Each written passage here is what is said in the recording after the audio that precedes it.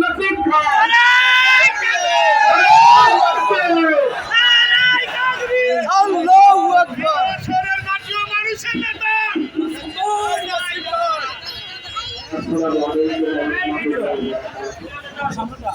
ইসলামী শ্রমিক আন্দোলন ঢাকা মহানগর পশ্চিম কর্তৃক আয়োজিত আজকে সভার সভাপতি প্রধান অতিথি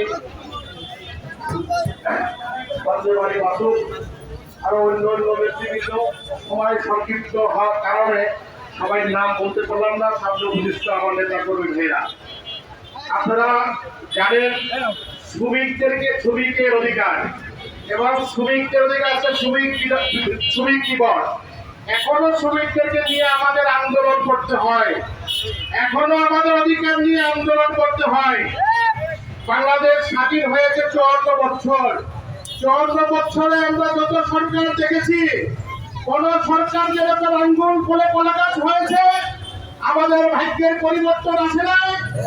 একই অবস্থা যারা আমরা শ্রমিক, আমাদের শ্রমিকদের উপরে ভাগ্যের পরিবর্তন আসে নাই। এবং এখনো আমরা দেখতেছি বাংলাদেশ থেকে এক ফ্যাসিবাদকে আমরা উচ্ছেদ করেছি, আর এক ফ্যাসিবাদ আসার বিক্রি করতেছে। শ্রমিকের অধিকার আমরা পাচ্ছি না। আগে যারা হাত শুরু বদলিয়েছে, আগে যারা চাঁদাবাজি করতেন তারা এখন নেই, অন্য গ্রুপ এখন চাঁদাবাজি করেন।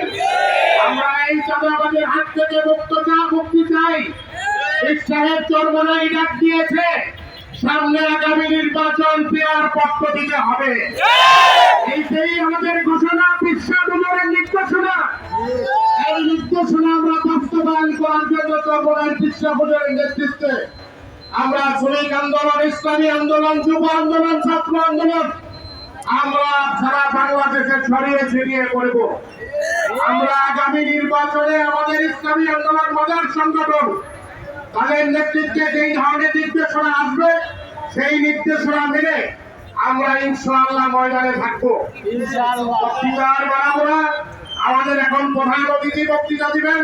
সেই বক্তৃতা শুনে আমরা ইনশাআল্লাহ আমাদের যে নির্দেশনা আসবে সেই নির্দেশনা মেনে আমরা রাজপথে থাকবো। এই বলি আমার সংক্ষিপ্ত বক্তব্য এখানে শেষ করছি। আসসালামু আলাইকুম ওয়া রাহমাতুল্লাহি ওয়া বারাকাতুহু।